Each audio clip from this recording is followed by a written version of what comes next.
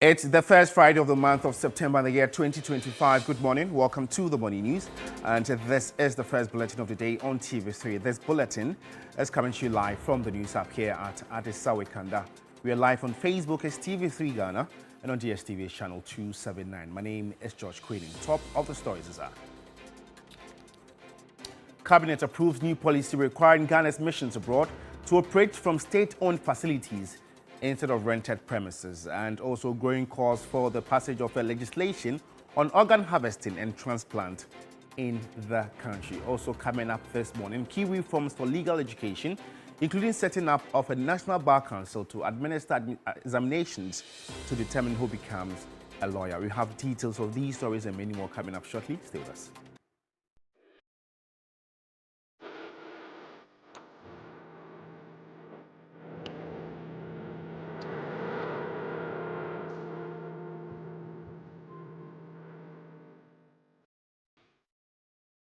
Well, my name is George Queening. Let's settle for the details of this story. Just so you know, you can also get interactive with us. We are live on Facebook as TV3 Ghana. And our Cabinet has approved a new policy to ensure that Ghana's missions abroad operate from state-owned facilities instead of rented premises. The policy, dubbed Strategic Transition from Rental to Development of Properties, will see the state saving $15 million annually. President John Dramani Mahama announced this at the swearing-in of 18 newly appointed ambassadors, high commissioners, and protocol officials at the Jubilee House. An expenditure in Ghana's diplomatic efforts that has drained the public purse. Ghana cannot continue spending a staggering more than $15 million every year on renting properties abroad for our diplomatic use. This is not a judicious use of taxpayers' resources, and the reset agenda requires an immediate reversal of this trend. The occurrence has necessitated a swift action from government. The president has therefore directed the ministers of finance and foreign affairs to urgently tackle the huge cost of renting properties for Ghana's diplomatic missions abroad. The cabinet has promptly approved the STRIDE initiative, and STRIDE refers to the strategic transition from rental to developing our own properties. From my latest briefing, a transaction advisor has been appointed, standard designs are being developed, and funding mechanisms are already being negotiated. Swearing in 18 newly appointed ambassadors, high commissioners, and protocol directors at the Jubilee House, the president charged them to be vanguards of Ghana's economic diplomacy. He reminded them of the confidence reposed in them as a recognition of years of expertise and dedication, urging them to sell Ghana to the world. Global shifts in geopolitics, economics, and technology require Ghana not only to respond, but also to actively shape trends in ways that benefit our people. The president just this week launched key performance indicators for the envoys, which they will be measured with. Speaking on behalf of the envoys, Ghana's ambassador to Washington, Victor Smith, says maintaining a relationship with the world is a must for the envoys. We will persist through hell or high water to build on the sturdy foundation you have laid, and are committed to deliver on the promises we made to the good people of Ghana. Ghana historically has had a non-aligned position to maintain sovereignty. World peace and justice remain key for Ghana's ambassador to New York and the permanent representative to the United Nations, Ambassador Samuel Kuma. Each country has its own principal positions on international issues. So as and when issues evolve, Ghana would adapt to the changing times. But Ghana is a free, democratic country committed to the promotion of a just, equitable world order. We want equity, fairness, and justice across the globe. And that voice will be made loud and clear at every multilateral forum, including the United Nations. This is the first batch of envoys sworn in by the president since assuming office in January as head of state. And our chairman of the Health Committee of Parliament, Dr. Market Nawani, has urged staff at the Rich Hospital Emergency Unit to communicate effectively with their patients to avoid misunderstandings. He says it is not acceptable for health workers to feel unsafe in their own facilities due to the conduct of aggrieved visitors or relatives of admitted patients. This type of behavior was unacceptable in a facility like this. You can't come to work and you are not safe.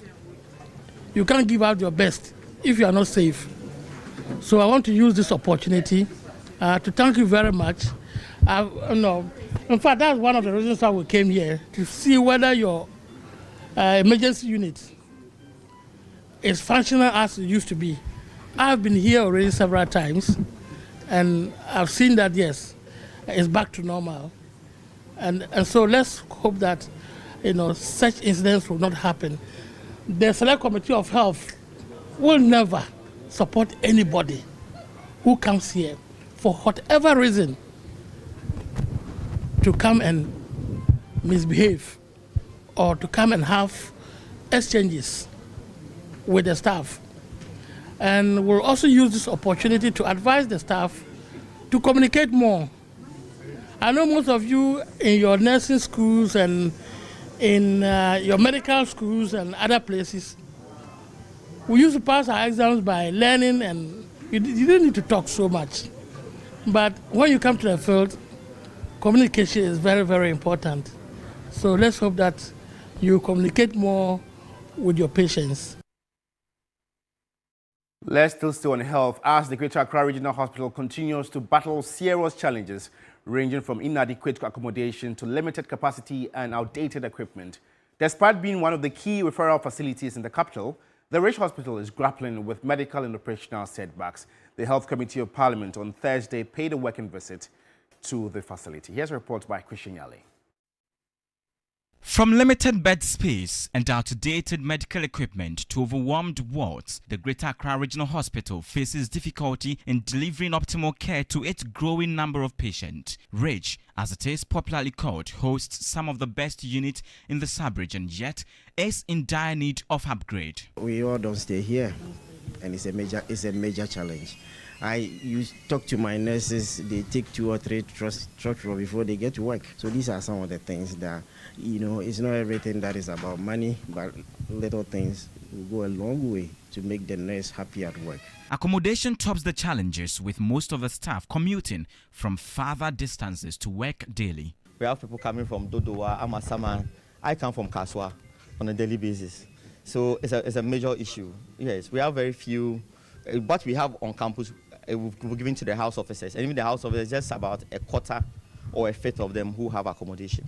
The Health Committee, during its working visit, toured the maternity ward, the emergency unit, the bone marrow transplant and stem cell therapy unit to understand their operations and challenges. Across the unit, a challenge is common: limited bed space and obsolete equipment, among others. Our responsibility is to see the common Ghanaian. That is our responsibility. But those who can afford to pay, we have such an edifice. We are using it so that at least one will get some money to maintain the place. Then again, also to take care of the poor and the vulnerable who can't, because the poor would always be with us, whether we like it or not.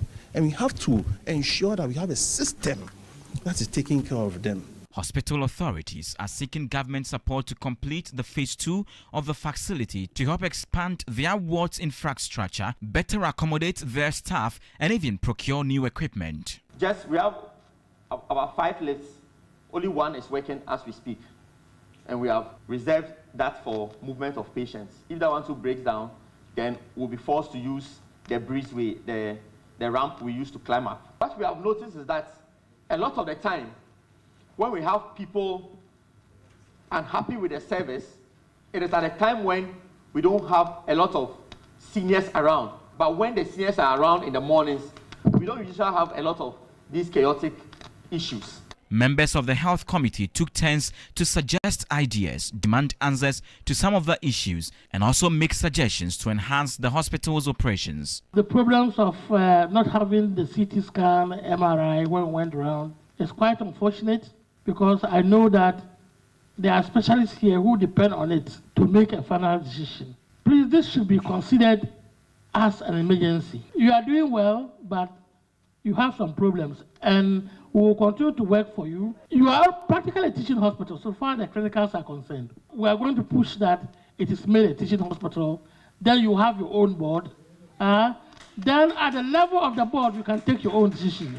In November 2016, the current phase 1 of the hospital was renovated with new equipment procured for service delivery. It raises serious concerns of maintenance as most of the medical tools are said to be either dysfunctional or obsolete. Patient and staff alike continue to hope that this visit will translate into meaningful interventions, not just promises. Christian Yale, TV3 News, Ridge Hospital. Away from issues relating to health, the presiding judge in the murder trial of the immigration officer has admonished the aggrieved family members to allow the law to take its course and not take matters into their own hands. Some family members and sympathizers of the slain officer, Stephen Kinmamwa, launched an attack on the suspect in the murder trial and nearly assaulted lawyers representing them while in court. Here's a report by Lord Edu Asare. During the hearing on Thursday, lawyer for the second accused, Gordon Abuaji, who has been at the end of verbal abuse and near physical assault from the aggrieved family and sympathizers of the murdered officer, pleaded with the court to counsel the family, highlighting his predicaments at the last adjourned date. He also drew the court's attention that the investigators had failed to grant him access to his client since he was remanded again 2 weeks ago.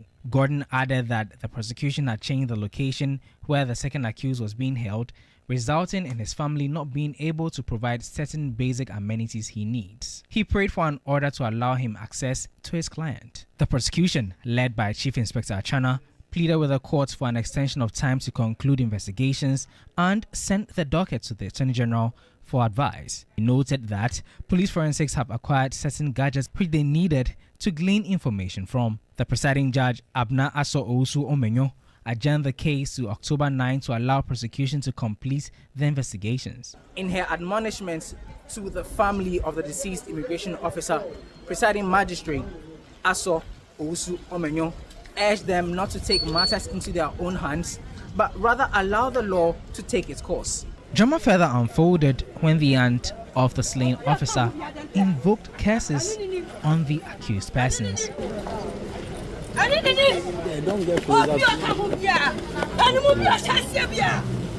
Responding to the advice by the presiding judge, a family member of the deceased officer indicated that they would stand down only for a limited period.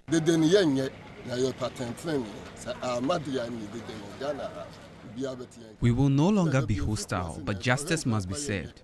Otherwise, everyone will hear about us. We have come all the way from Kumasi to Accra to seek justice.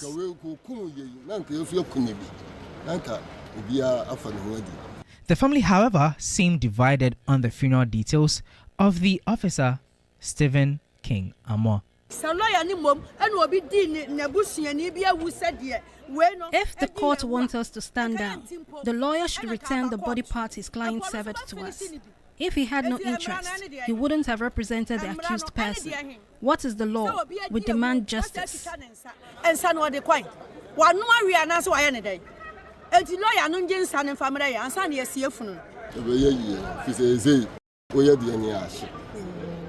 We will still carry out the funeral because we can't do anything about the missing body parts. They have been burnt beyond recognition.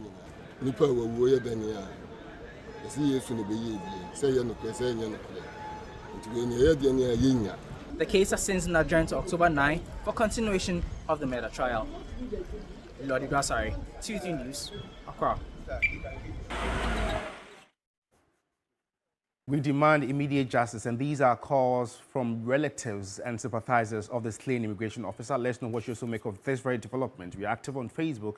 Get interactive with us. It's TV3 Ghana. Hopefully, we'll read your comments and share them to the rest of the world. And now, calls have deepened for Parliament to expedite the passage of legislation on organ harvesting in the country. Chief Executive of the Kolebu Teaching Hospital, Dr. Yakubu Seidu Adam, who is the latest to make the call, argues that the absence of a law puts undue financial stress on patients in need of the service in seeking treatment abroad.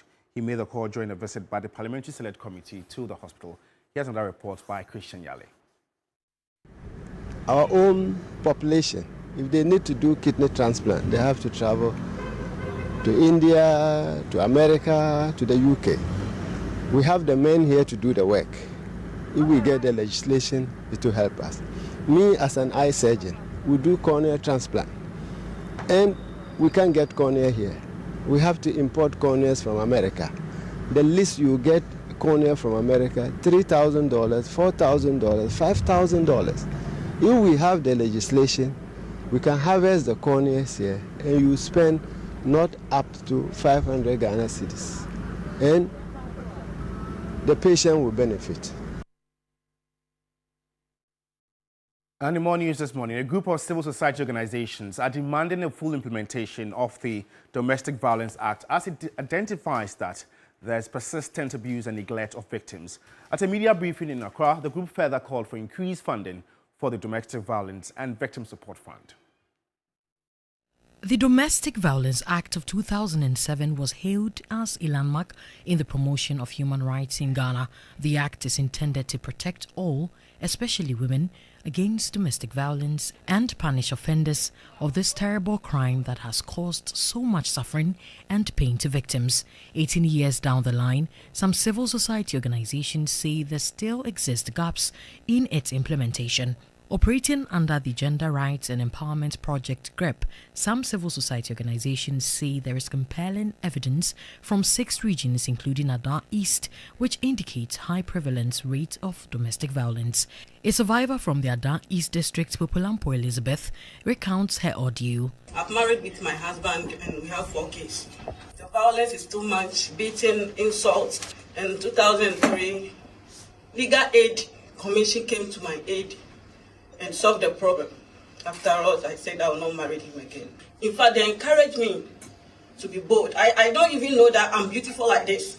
Meanwhile, Executive Director of the Renal Ghana Foundation, Nelson Mandela, is demanding the setting up of dedicated funds and resources to fully operationalize the Domestic Violence and Victims Support Fund. Every survivor deserves safety, dignity, and justice. The time to act is now to transform the Domestic Violence Act from a legislative promise into a practical shield of protection and empowerment for all women and girls.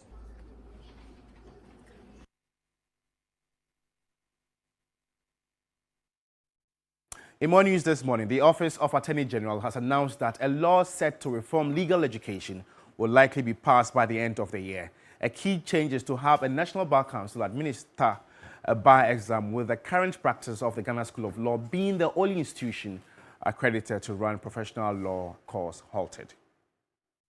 The current legal framework requires persons seeking to become lawyers to undertake a 3- or 4-year program at an accredited law faculty in any university. They will then have to pass an entrance exam to gain admission into the only school accredited to run the professional law course program, the Ghana School of Law, for a 2-year program. This is set to change. The proposed bill will stop the General Legal Council from regulating legal education. Universities will be accredited to run professional law courses. Existing universities will also be permitted to teach some professional law courses as part of degree program. The National Bar Council will administer the bar exams. Dr. Justice Remsai is Deputy Attorney General. There will be a National Bar Council. So you don't come to any law school in Makola anymore, but when it's time, you apply, you sit for the exam, and then you take it.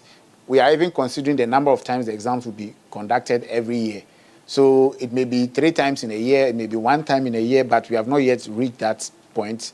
So that is what we are looking at. What becomes of the Ghana School of Law, which you attended? Ghana School of Law belongs to, GLC is an Attorney General Department.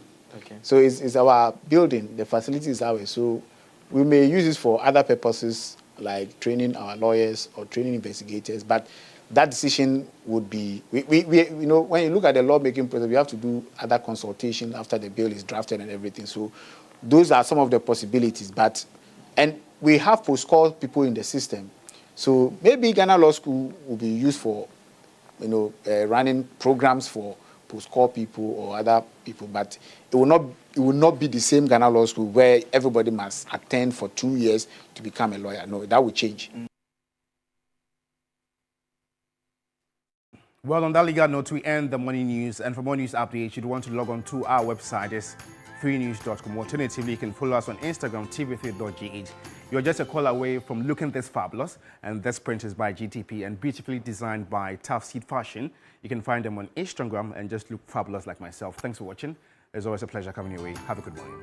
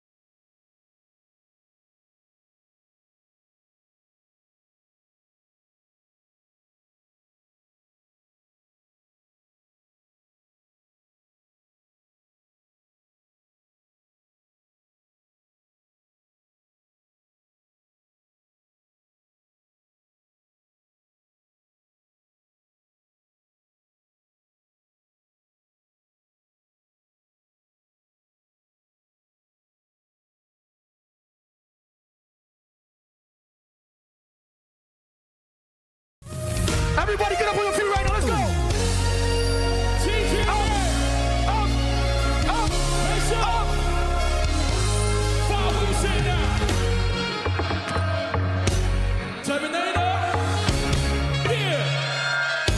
I'm at a point in life if you understand me or not, misunderstand me or not. Are you feel what? And if you think I'm wrong or not, as long as it's what I want me, I'm okay. Guess what? I'm okay. Because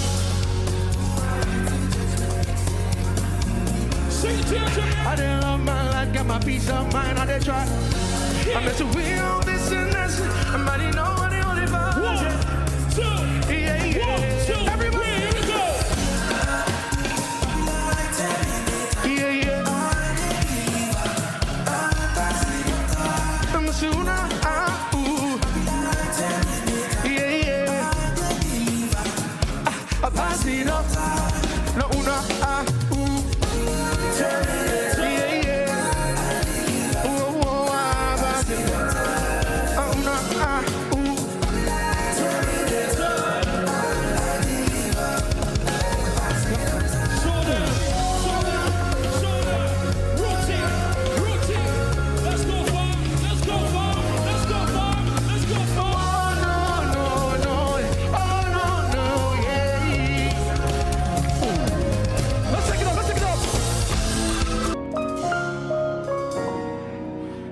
Give it up for yourself one time tonight.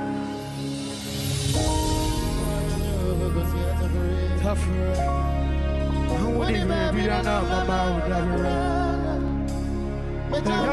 Give it up for the legend. Clap it up one time.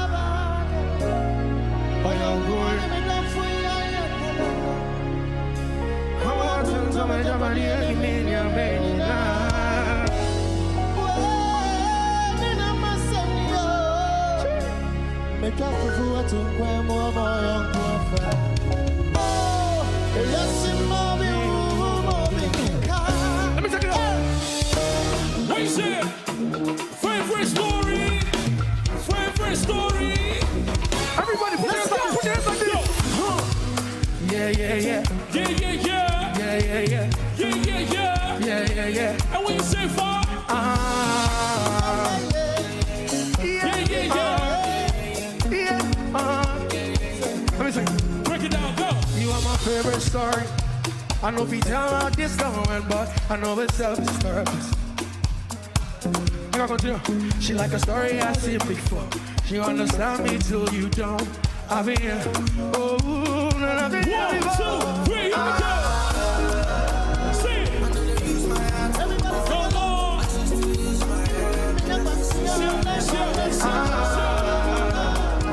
I know they use my hand no more. I choose to use my head. And I know, say, love not cheap, but shouldn't cost all of me.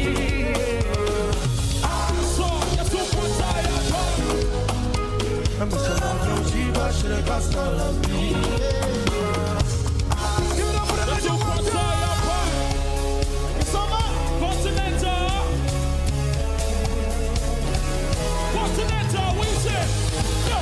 Nothing under the sun, we go shake me. Shake me. They got me home, Sam, you tempt me. But when you see me, you go compose. See me, but I compose. Yeah. Only thing for this life, but they freak me. Each time with my girl, they tease me. They can't count me out. Everybody sing. I said, come. Say. Yo. I'm Mr. Continental. We go try. I'm Mr. International. We go fly. So make me nosy. Yo. Make me nosy. Five-star. Continental. We go international. We go fly. Continental, international, we go fly. Five-star, five-star, five-star, five-star. Continental, you go. This song be nice. Joseph, how are you? I'm doing well. How about you? Charlie, I'm okay. I'm okay. Yesterday, the Black Stars just broke my heart. You know. It's expected. I mean, if you follow Ghana football for a long time, the Black Stars always that team that you expect so much, but we simply can't help it. You know, sometimes there are a section of Ghanaians who sometimes they are like, Charlie, you don't care about it, but when they win, you still feel very happy, and when they lose or when they don't get a point that you need, unfortunately, it makes you very sad. Yeah, and yesterday they were leading 1-0, so they went for the second half, or they went for the break, came for the second half, and the tempo at which they were playing, because I was just monitoring the streams, and I just thought, no, something just was going to happen. So just when I went off, by the time I'll go to live score, it was 1-0. Yeah. Then 1-1. 1-1 eventually, yeah.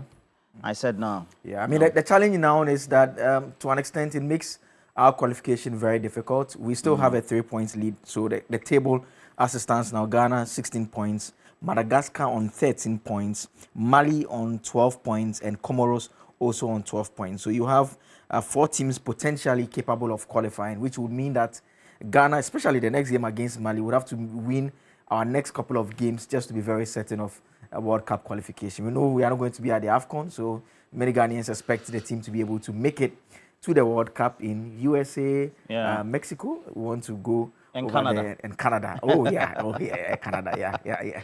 It's a Northern America, Latin America tournament, and everybody is banging their hopes on this qualification by the Black Stars, and I don't think. But you know, we've been through this over the years. Just as if when they'll be out of the race for qualification, they just get back in. So hopefully, but Charlie, anyway. Just look at this goal. I mean, the gentleman picks the ball up and no one is basically closing him in.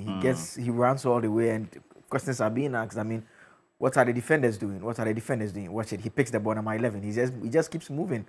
No one is getting closer to him. All the way 3 players and he just shoots. Oh, it's such a poor goal to concede. I think that for our question of the day for this morning segment, we need to ask our viewers what they think about this loss. Because this one, to me, it's a loss. It's a loss. I mean, given the context within which is being played, and secondly, people are asking questions about the performance of the coach. I mean, since his second coming, Otoado. I mean, they are asking whether he's doing well enough to remain in charge of the Black Stars. But I mean, Charlie, but how for do. This one, they are not good. What are you doing for big issues? There's a lot to talk about. We'll touch on the issues surrounding organ transplants, donation, and harvesting here in Ghana. There are calls for legislation to be put in place to deal with that because currently there's no legal framework. What basically happens is people try to do it in any way they can possible. So it's basically there's no formal part of the legal system where you can now apply to access such services formally from public services. So that's a problem that we have to deal with. Again, there is some conversation surrounding the cedi that is coming up as well. We know that the cedi and the dollar, the cedi was doing very well a couple of months ago. In the last couple of weeks, it's been a bit challenging for the cedi, and Bloomberg, they have a report that analyzes what is causing the cedi not to do so well now against the dollar. And so that is something that would also we'll try and take a look at it. Well, you know, in the economy, we have a certain cycle. So after each 2 quarters, then the demand tends to go up because we need to have those forex by the traders, basically importers as well, so that they can import what the demanded goods will be for the market. So, especially towards the Christmas, mostly the last quarter.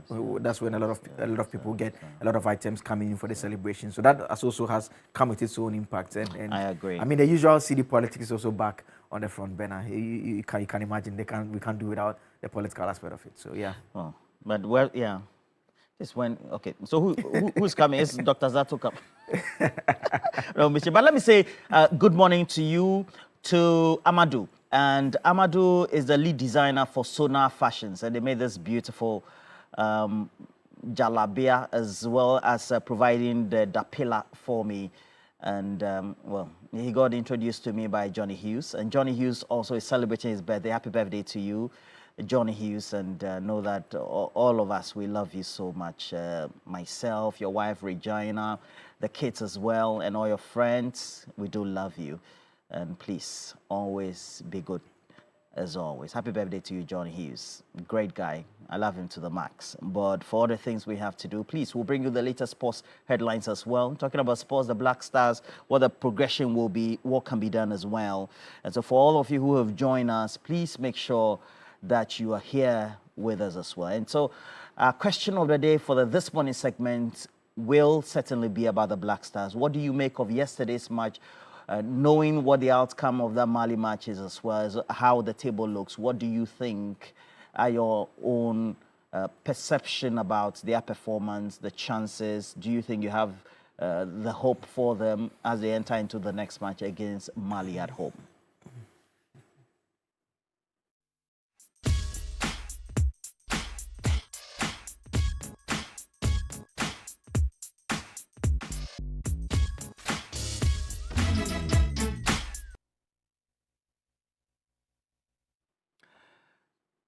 And so it's very basic.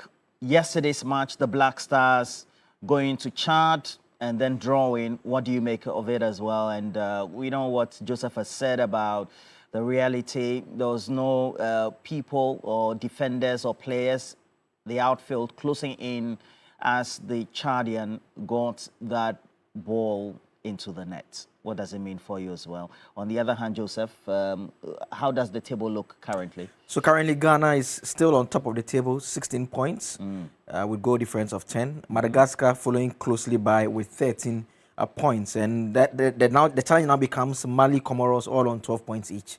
So it means that they are all in need of points and they can all easily overtake us in the next 3 games. So it's very important that the best thing we can do is to win the next 3 games just to have a perfect approach. Else, if we fall short of that, we will now be dependent on the outcome of the other matches between the other teams. Well, that's what it has to be. So, Joseph, what we already have a first caller. Collins, where are you calling from? Good morning. Good morning, Akabe and Roland. I'm calling from Amamole, the Ghana Municipal. Okay. Yes, you can go ahead. Yes, let me take this opportunity to greet my municipal chief executive at Ghana Municipal, Akwete Agu, a fantastic gentleman. Yesterday, I was very disappointed. Not I alone, the entire nation. Because I wonder how, if these players are playing in their various clubs, you can see their performance. But I don't know, Chad. They don't have any quality players at all. And see how the players are playing. I don't know. I don't understand. If you go to the famous club like this player, Semenyo, fantastic player. Look at yesterday, his performance. Either playing to score or using his left or right. Hey. Well, let me put it here because before you get heart attack. They are pressing. So I don't know. Thank you. Okay, thank you very much, Collins. Yeah, he was talking about Semenyo. He actually got an opportunity. It was a one-on-one actually, and he skyrocketed it. I'm sure the ball guys will It's the African atmosphere. You know, the sun is also... Yeah, the coach actually complained about the pitch. It's an artificial turf. He was saying that it was too hard and it had not been watered properly. So but it's all part of the strategy. It made it difficult for the players to play. It's all part of the strategy to make any visiting team find it difficult because artificial turfs, especially in a home country, is always one that players of that national team get acclimatized to. They train on it, etc. And so if you're visiting, you should find it difficult. And especially when you have more professional players playing in Europe, they always are afraid about how they could tear a tendon or a cartilage, etc. Because it has massive implications on your muscles as well if you're professional. So we have casualty. Goes with a short code, *439# as many times as you can. Choose option 2. Increase the number of tickets you have, become one of those lucky winners as well. Do we have more callers, Joseph? Yes, Megina is on the line. Good morning, Megina. Good morning, boss. How are you? I'm very well. How about you? Oh, by the grace, only that Ghana Blasters have turned the football team to mathematical class.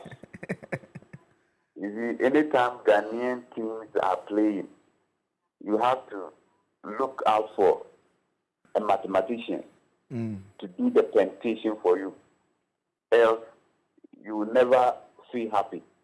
How come Ghana playing with Chad, and at the end of the day, you have to play draw? It's never the best. It means that there is something that has to be done in a team. And I always blame the GFA people. They always call themselves football people. All what they need or they want is just to spend our money and fighting over position. So, I think he has to sit up and they have to remove that coach. He don't know anything. Football, playing football is not just about moving around the sideline. It's a strategy. Look at how he even changes the people. I think it is time, if they give the team to me, I can even lead Ghana Blasters to change I can lift the team. Unlike this man, I don't see what he's doing. I can use BA United to win a chance. I'm telling you. Yeah, man, you're off. Imagine I could see man, you're off.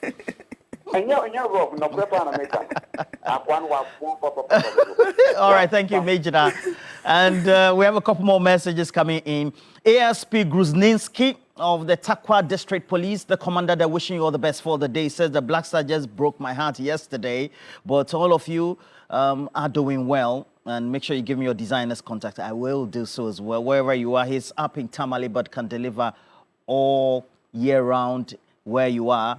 And then we have Kwesi Mensah. Kwesi Mensah is in Albany, New York, and says, well, soccer, as we call it here in America, has now been played everywhere. So we Ghanaians shouldn't think we are the best than those nations who are not used to playing good soccer. I bet the late Ben Kofi's plan is the best. I attended his 5 years football course, and he didn't become a footballer. You ran away to America. It says the CD is high. It's inching.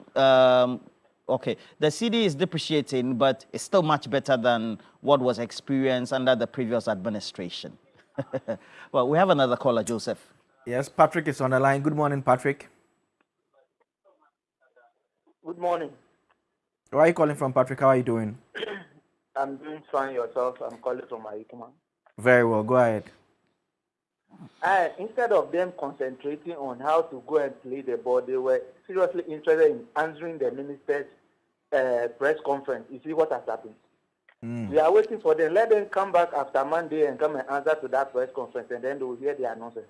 Instead of concentrating, instead of concentrating, they are seriously looking for money to go and chop. Now that they said they will not give them a winning bonus, see what they want to do. Is that how the management committee manages a team to play Chad that have never qualified for any major tournament in this world, even including maybe backhouse tournament? And then they went there and behaved, and then they are there talking. When they come back, they will talk their share. They are waiting for them. They should come back and come and talk about it. Look at the goal they scored. That is classic goal. Our goal was just some walking pass and then it didn't take. But look at the goal. Even Atipa didn't see the ball coming. Look at the goal they scored. That shows a classic team. And they were complaining about what? Boss, thank you. Good morning. And then happy birthday to my wife. She's called Vivian. Thank you. Okay. Thank you very much, Patrick, and happy birthday to your wife. Okay. So Vivian. before we go to Johnnie, a number of individuals wishing Johnnie Hughes all the best and then happy birthday. Chief Mante in Akosomo says happy birthday, Johnnie. And I wonder how the defenders were just standing and allowing the guy to score that cheap goal. And then, of course, Mubarak Usman of the University of Development Studies Administration. Mubarak says happy birthday to you, Johnnie, as well. And then we have the Komama War of the Asogli State, Alhaji Jibril of National Security, and then also Edmond Combat of the Tema Oil Refinery. Johnnie Hughes. Let me pause and say thank you. A very big one indeed to Sonar Fashions in Tamale. Sonar Fashions is in Tamale, and you can always call them on 0246 590 162. That's 0246 590 162. Sonar Fashions in Tamale will get you something special, and so something nice for you and yours wherever you find yourself across the globe. Sonar Fashions has got you covered. Today is World Johnny Hughes Day. Happy birthday to me. May the good Lord bless and keep me, and may He protect me, may He guide me, may He shield me, and may He grant me grace and mercy and favor and long life and properties. That is also prosperity, properties. And may He give me good health and strength. Happy birthday to me. And let me say thank you to all those who have sent early messages and early conversations. Yesterday I was here and I was minding my business, and the Agricultural Development Bank, a bank that I've been with since I was 16 years old. And now I'm past 40. But since I was 16 years old, my dad, the late J.B. Hughes, encouraged me to bank with them, and he opened an account in the favor of. Yesterday they brought me these goodies. Jonathan Syme, good morning to you. Thank you so much indeed. And regards to the managing director, smartwatch and power bank and flask and wireless mouse and something to check my BP, a pen and multi-socket or ADB. Now, this morning they have brought me a cake as well. They say choose good bank, you say no. Choose good bank, you say no. See, a bank, they will send you a text message and leave you at that. My bank brought me this. ADB, thank you very much. I can't thank you enough. And then also there's a young man who did an artwork for me. He surprised me as well. That was also a pre-birthday gift. First, you find that photo quickly and let's put it out there. He did a lot of good job for me, and he's called Steady Art 054-861 0772. That's 054-861-0772. And he painted this. He drew this with a pencil, and I'm grateful. And for all those who have sent wonderful wishes and prayers and blessings and what have you, thank you so much indeed. I appreciate you, and I don't take your prayers for granted at all. It is what keeps us going. And I always tell people, as my Muslim friends have taught me, that things will be thrown at you, whether physically or spiritually, it will be thrown at you. But my Muslim friends taught me one thing. In fact, Comrade Mutala, who is now late, taught me one thing. He said, for they plant, for they come to me, he said, for they plant and Allah plant, but Allah is the master of all planners. For they plant and God plant, but God is the master of all planners. And my oracle, my juju, is the master of all planners. So happy birthday one more time to me. This day also brings me mixed feelings, because today a great man who once walked the face of this earth will be laid to rest. First, you find me my bishop's video, picture. That's the Right Reverend Daniel Silvanus Adote Alote, popularly known as Bishop Alote. He will be laid to rest. Yesterday we had the Vespers of the dead at the Cathedral Church of the Most Holy Trinity, and today he will be laid to rest. By this time I'm sure that we're getting ready to start the service. He was a great man. He was a logophile. He will teach you new words. He will speak wisdom, and every time you spoke with him, he left you with a good impression. So calm. He had good authority, and he had a lot of respect and aura around him. He would teach you from archaeology to zoology, and it hurts that I got closer to him when he was way past 70. But it's all good, and I'm sure that I missed a lot. So rest in peace, my Lord Bishop. Rest in peace, Bishop Alote. Now, earlier this week, was it this week? No, last week, I showed you, no, this week, I showed you the Amasamang Municipal Assembly. There were a list of offices that I showed you. For since there's a success story there. Now, the place was weedy, it was dirty. NADMO offices were there, YEA offices were there, GEA offices, all of those offices, including parks and gardens and all of that. I showed you that video. Now, Rain on Facebook yesterday says, thank you, Johnny. Amasaman Municipal Assembly. Firstly, I can't see it. Please put it up so we can read it together. Says, thank you, Johnnie. Amasaman Municipal Assembly has been weeded. Please put it up. I need to read the message. Has been weeded. Thank you very much for the good work you are doing. Continue to expose every sector. Rain, rain. And I said, well, for God and country. So there we have it. We talk about it. It is done. But this morning, specifically, I came to talk to the young people. You know, when we were in school, farming was, if you offended the rules in school, you were made to go and weed.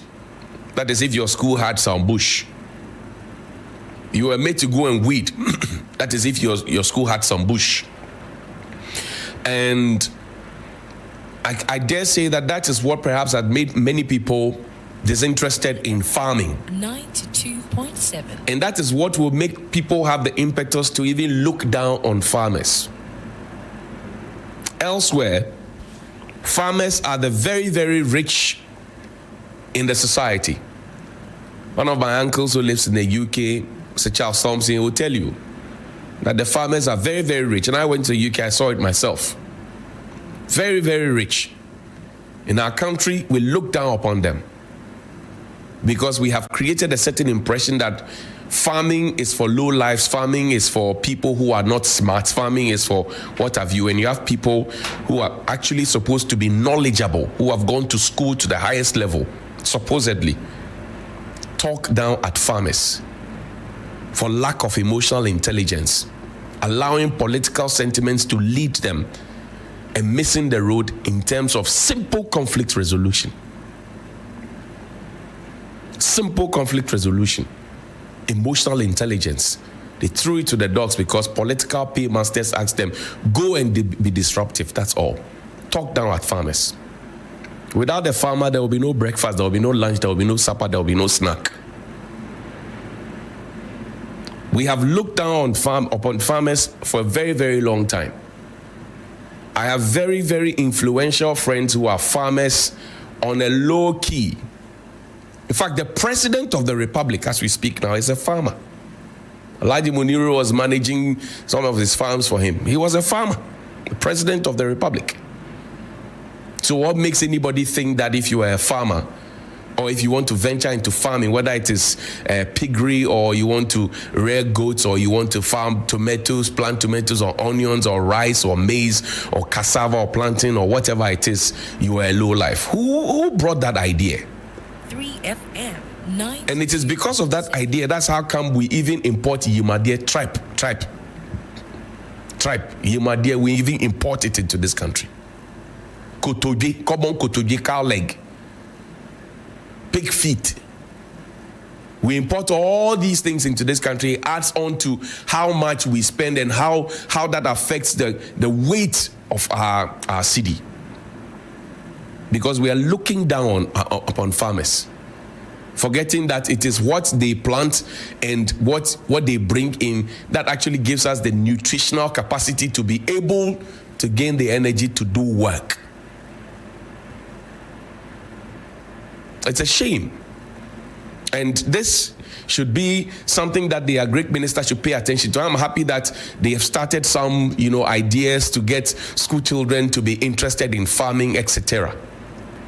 I've always said that Planting for Food and Jobs was a great, great, great initiative.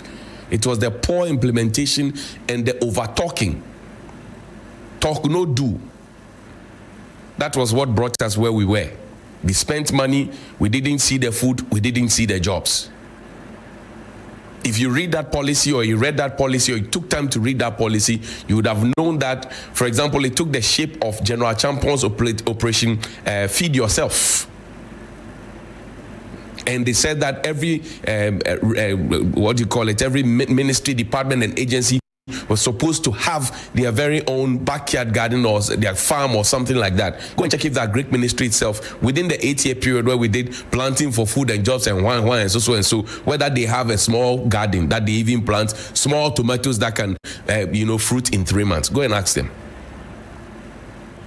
And you have elements within those come to denigrate farmers for lack of emotional intelligence. 92.7.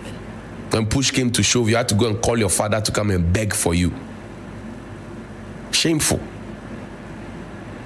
to even have the temerity to be dishonest on national television publicly. Not once, severally. If we lived in any serious country, my friends who live in the UK who are nurses and doctors said, if we live in any serious country, all those people who have had their licenses revoked with immediate effect, because if you can tell such lies and go ahead with such perfidy, then you can kill people and still tell lies to cover up. My friends in the UK, they are telling me this. But we live in a country that's more like a banana republic. Everybody does what they can and they walk scot-free. Yes. So people play the fool, they apologize, and then they move on. People say things on political platforms. They know what they are saying is not achievable, but they say it anyway. Today is my birthday. I'm speaking from the depth of my heart. We need to sit and build a society devoid of the stinking politics and allow emotional intelligence to lead the conversation. If you're a leader, you must lead from the front, not be ostriching from behind or allowing yourself to be tied to the apron strings and to become, a ping pong, and to become a puppet. In the final analysis, if you had people come publicly to come and tell such lies, and you had even a rotationalist repeat engineer such lies, rotationalist engineer such lies. 92.7. Rotationalist. When you speak to the nurses, there are those who are still stuck with the things. They we are angry with Johnnie Hughes. You can be angry with me, it's okay. The honest ones, they say we feel embarrassed. I spoke with the nurse. They said we feel embarrassed. The more they talk, the more we felt embarrassed. It's a shame that we have brought these things right to the knees. And you see the revelations coming out from Rich Hospital. Out of the number of lifts they have, a couple of them are not working, no bed, shortage of bed, this, that. So it had to take Ralph to misbehave, as we put it, to even go to the point of framing him for the hospital to start speaking up and tell us what the real situation is. You see a level of hypocrisy. So we knew that the problems existed. We were covering up the problems. And people go to the hospital and they come and tell us these things. And when we talk about it, they tell us to shut up. If Ralph misbehaved, by all means, let the Lord deal with him. But don't put lies on him. A dancing krum, it's in the Bible. I'm sure they are all Christians. It's in the Bible. False. It's not false prophets. That was a dancing, what do you call it? False witness. A dancing krum. It's in the Bible. And the consequences of a dancing krum is also in the Bible. We will go to church on Sunday, but the consequences of our actions will follow us.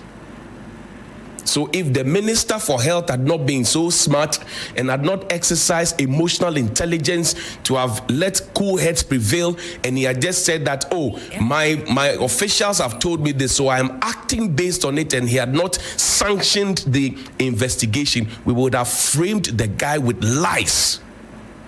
And by this time, he would have been languishing in jail for something he did not do, but because we faked it. I'm still looking for the doctor who wrote in that medical report that there was a fracture and dislocation. I'm looking for that doctor. This is a very serious matter. You could be killed after you have been marked, and your family could be told a different story. Your mother, your father, you think about it. Your relatives who may have died out of medical negligence. Think about it. Fire or drag back. No, go, of course, you know, no boy. I don't know how they say it in the tree. But when it becomes a deliberate attempt, we must all be worried. You have employees who want to dictate to the employer, and when it fails, they want to blackmail you with lies, you have to be worried. You have to be worried. The Minister for Health met. He accepted the apology graciously. We're back at the conversation, and whatever was being demanded, as I said earlier, months ago, is now playing out nicely. I said, go back into the room. That was all I said. Go back into the room. If we had gone back into the room earlier, we wouldn't have spent 100,000 cedis of nurses' dues to go and pay court compensation or settlement. Then when the year ends, we find them umbrella and key holders and mugs. They are not angry with them, they are angry with me. It's okay. Today is my day. I've dedicated my day to speak truth to power from the depth of my heart. We must all do better within our fields. You must all do better within our fields. Conditions of service is not just about money in your pocket. The doctors and nurses and paramedics at the, the Ridge Hospital and other government hospitals, the conditions of service include the tools that they need to work with. Their conditions of service include, for example, how clean their washrooms are so that the females among them do not pick infections when they go to work just to go and want to save lives. The nurses who are breaking their backs to make the system work because the system has failed, and instead of us focusing on fixing the system, we politicize it. And we throw emotional intelligence out there. And when it hits, then we backtrack. Then we push another person forward. When it hits, then we backtrack and we push another. Cast your mind back when it started. Who was the one speaking first? Some of them have forgotten that when they were looking for leadership roles, they came to this same person who today is being vilified to come and sit in front of me for one-on-one conversation, 1 full hour, to go and do campaign. And sit in front of them on national TV. The tapes are there. They have forgotten. I didn't just get here. I've worked through the mill by the grace of God.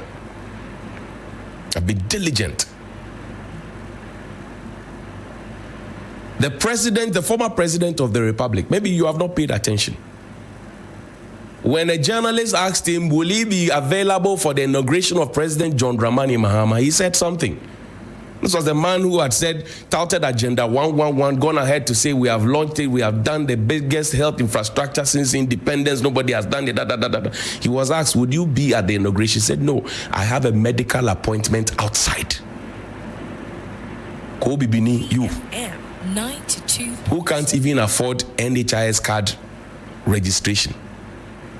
You are the one supporting nonsense. You see why you will die poor.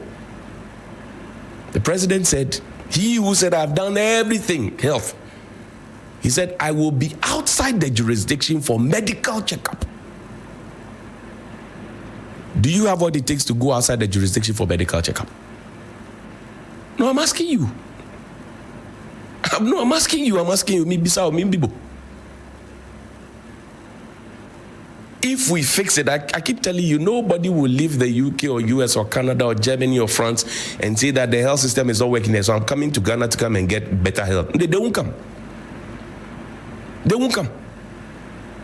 But we are happy to go there because they have perfected their system, that they are making sure that their systems are working.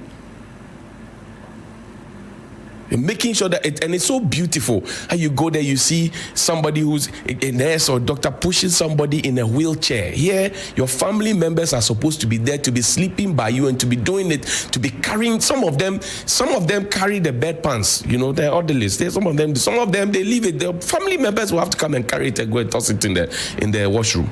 Forgive me if you're having your breakfast. We know what the lapses are in our system. And I say conditions of service is not just about money in your pocket. Conditions of service also includes the fact that you have to give somebody oxygen. The patient is dying. You have sworn an oath. You're seeing the patient dying. You are roaming around looking for oxygen. You should be. When have you heard that medical people have gone on strike because of things they need to work with and they don't have, so they went on strike? When have you heard that? It's always about what goes into their pocket. It's okay to fill your pocket. But I'm saying conditions of service is not just about pocket. Read the Labor Act 651, 2003. Read it from cover to cover, as I have done. And come back and let's have a good conversation. Devoid of emotions. based on emotional intelligence, devoid of the emotions. We ought to do better in every single sector in this country. Look, firstly, there's a school list. Find me. There's the school list. This is, a parent sent this to me. Class 3, stage 3, primary 3. In a public school, somewhere in the Greater Accra region, the Blekuma Central constituency. Put the list up, please. Now, this is the list that the parents, class 3. So imagine if there are maybe 20 in the classroom, or there are 50, because in the classroom, they are supposed to bring toilet roll, 2, each student or each pupil. Liquid soap, 2. Soap, I'm sure cake soap, 2. Short broom, 1. Long brush broom, 1. Map, 1. Camel Dettol, 2. Rubber band, 1 pack. Napkin, 2. Duster, 1. Marker, 1. They will be in school for 3 months. And we know the class size in our public schools. So let's even assume that there are 40 students. If every one of them brings 2 toilet rolls, that is 80. That makes 80 toilet rolls. If all of them bring 2 liquid soap, that is 80 pieces of liquid soap. 92. If they all bring 2 bar soaps, that is 80. If they all bring 1 short broom, that is 40. If they all bring long brush broom, that is 40. 1 map, 40 maps. Camel Dettol, 80. Rubber band, 40 packs. Napkin, 80 pieces. Duster, 40 pieces. Marker, 80 pieces. And this is not just their class. I'm sure that the other classes, class 2, class 1, class 4, class 5, class 6, they will all have to bring similar things. So I ask myself, is the burden not so much on the parents? And is there nothing we can do, for example, to say that we divide them into groups? So we say group A, yours is to bring toilet roll, liquid soap, and maybe long broom, and then the rubber band. And then team B, yours is to bring marker, duster, and napkin. And then team C, we say, oh, you bring short broom, soap, and what have you. Can we not do that? Within the term, can we use 80 toilet rolls? 80 markers within 1 term. And this is a public school. So what is the government providing? No, I'm asking, what is the government providing? What is the Ghana Education superintending over? What is the Ministry of Education superintending over? I think that this should catch their attention and they should start looking into it. The parents are already burdened. And I'm not sure they want to continue on in that direction. So Honorable Aruna Idrisu, good morning to you. Honorable Dr. Clement Abasinaba Pag, good morning to you. Saluk. 92.7. Kubasa. Jam. Now take me to the property. Somebody's property was thrown out. This is from a staff of the Ghana Broadcasting Corporation, GBC. The understanding I get is that a certain contractor, I don't know what the details of the contract is, but what you see out there as somebody's property, a staff of GBC, he was not at home. The place is not far away from the Jubilee House, right behind Media General here. He was not at home. He was living in one of the GBC apartments or quarters. I don't know what agreement or arrangements GBC or the state has with a certain contractor. I'm told they had to take national security to fix the matter. But these things were thrown out in the open while he was at work, serving all of us. His things were thrown out into the open while he was at work, serving all of us. And the question that you pause to ask is it worth dying for your nation? And who gave the contractor the impetus to do what he did? It's a very simple question. Who gave the contractor the impetus to do what he did? His things are out there. The state of the things will even tell you how much the man is paid and how he's struggling already in life. And then you pick the things and you toss them out into the open. I'm saying that they took national security. The whole day yesterday they were there, I was monitoring. National security ordered, they had put the things back there. But the fact that somebody had bring macho men because it's a contractor, and it happens one too many times. 92.7. Why? The GBC Director General is there. The people are already chasing him out. They say he's overspent his welcome. He's more than 60 years old. He has to go. Human Resource Manager is there at GBC. I'm told that the union executives informed them about this situation. They said nothing about it. The guys had to go to national security before they asked them to put the things back into the room. What kind of a country is this? No prior information, no prior notice. Just bring macho men, eject, and let them go away. Why? And speaking of which, this government, Fosi, come to me. We were wrapping up. This government promised us, like the previous government did, that we are not going to encourage post-retirement contracts. This government promised us, as the previous government did on a certain 5th of August, that post-retirement contracts was going to be a thing of the past. I have gathered enough evidence from the Ghana police to the UCC to GBC to many other places. I've gathered information of people who are due. In fact, somebody is due for retirement today on this my birthday. Another is due for retirement on the 8th of September. I have the dates, your date of birth, your slate number, your phone number, when you joined. I have the details.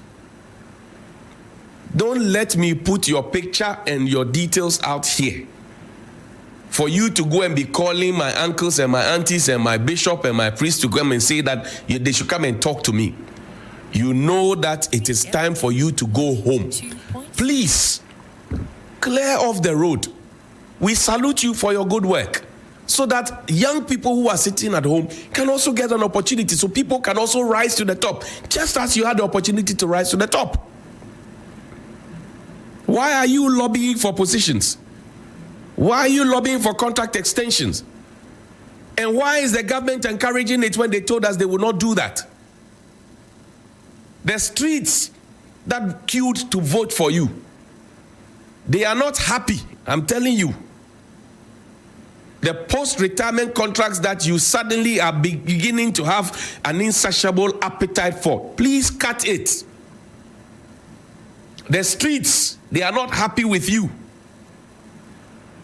If you go on that tangent, they will not be happy with you. You promised the people of the Republic of Ghana that there will be no post-retirement contracts. Let it be so. Let your yes be yes, let your no be no. Let it be so. The previous government promised us that they kept bringing in old Duades to come and fill in spaces, and even the person who signed that letter was at the Public Accounts Committee defending a retiree and got angry that the question had been asked. That letter is there, 5th of August 2022, signed by the Honorable Abnasari. Reverend Amis Adai was sitting next to him. The question was posed. She got angry. The tape is there. I'm not the one manufacturing it.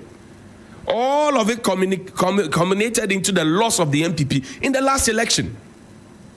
You cannot be seen to be repeating the same mistakes that you vowed that you would not repeat. As for me, I have gathered. I will put it out there. Don't push me to put it out there, because I will put it out there. 92. Once I know the information is concrete, I will put it out there. Find me my Damba video, my Damba flyer. Let me say congratulations to COP Lydia Donko on your election to the Africa Interpol Committee. Congratulations, Queen who is king. Now come Wednesday, the 10th of September 2025, we the proud citizens of Bogu will have our Damba 2025. And that's the overlord of Bogu, Bonatia Salifu II. And then to the left, Queen Mother of for Bogu is there. And then Bogu Zosemlina, yours truly, Johnnie Hughes, will be there as well. And we have some performances, the Demana, and all of them are there. You need some further information, please call 059 100 3855. That's 059 100 3855 is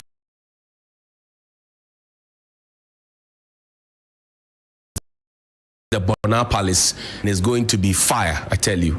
So on behalf of all, let's wrap up with AfroConnect. I want to specially invite you, finally, to their own exhibitions, cultural expo. But if you want to come and sell, spaces are available. Don't miss out. And High Commissions will be doing their own exhibitions, cultural